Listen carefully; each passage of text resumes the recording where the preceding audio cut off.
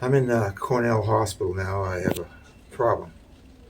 I had a liver transplant, and my body, my stupid body, wants to reject my new liver, which came from a woman as a donor, living donor, and no, it wasn't. She actually was dead.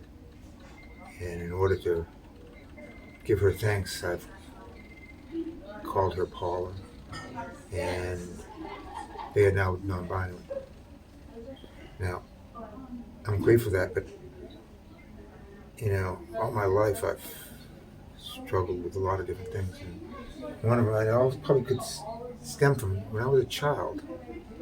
Before I was born, my mother thought I was going to be a girl, so she went out and bought all this female child clothing. I came out after a long labor. She said to me all the time, I went down to the valley of death for you. So if you'd gone down for another half a day, I might have been 6 feet instead of 5'10". But my father, when I came out, he says, well, "You're going to have to get clothes for my mother." I said to him, "You're going to have to boy clothes." He said, "No, no. He's going to wear these. We bought these. It doesn't matter. He's going to wear pink." So I wore pink for the first 6 months of my life. And then I really ended up becoming a transgender infant, cross-dresser. So the girl's so cute. I had to listen to that, and I was not conscious at all.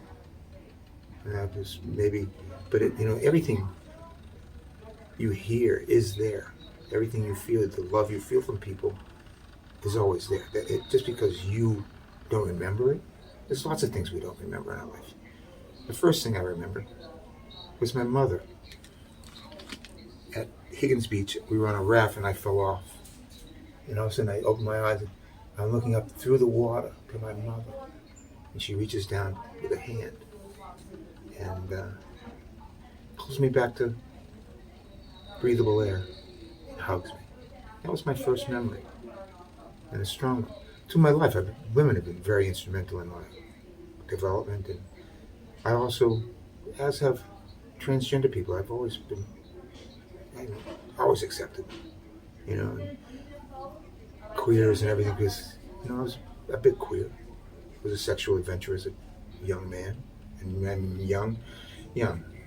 And how did I discover that? Because there was a book I found, The Itch, in the woods behind my house. They would stretch for miles. But there was a gay cruising place on top of the stony tor. And there was always could find porno there. And you're looking at this gay porn, I said, well, this is not how you create babies. This does not work. I don't see the stork coming to these guys' house. But I was curious, and so I hung out at the other side in Jacques in Boston, which were both transgender places. And they were great fun. I did my first cocaine at one of them with my 16-year-old girlfriend, Hildy, who I'm still friends with. But when I came to New York, I met transvestites, and I had affairs with some of them. And they were always really nice to me, and they were tough. They were tougher than anybody I knew, because they had to deal with a lot of shit. So when I got this liver from Paula. She's gone, and her going gave me the power to go further. But all of a sudden I said one day, you know what? I'm now kind of transgender. I have a female organ in me. And for the Greeks and the ancients, the liver was the source of your soul. That's where your source was. And the word hepatic, which is for the liver, and hedonistic come from the same root. And there's one thing that a lot of my friends who were drag queens, we all like sex. And it's all part of it. So now Paula and I are sort of non-binary. And well, they are they, and I am me. I'm more a we are us. But here's to all the power to all my friends. We will survive.